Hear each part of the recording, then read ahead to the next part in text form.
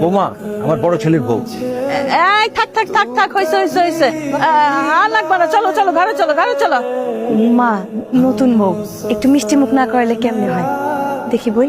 এই ফকিনি জি ফকিনি, এই ফকিনি স্বভাব এখনো যায় নাই। নতুন বউর মুখে চিনি দেয় না, মানে বাজার চিনি দিয়ে কেউ মিষ্টি মুখ করে? মিষ্টি আনতে পারলা না? আসতে পারি? আপনাদের বাড়ি, আপনাদের ঘর, আসার জন্য পারমিশন নিতে হয়। এসব বলে লজ্জা দেন কেন? এখন থেকে কি এটা শুধু আমার বাড়ি? বলো, এটা আমাদের বাড়ি।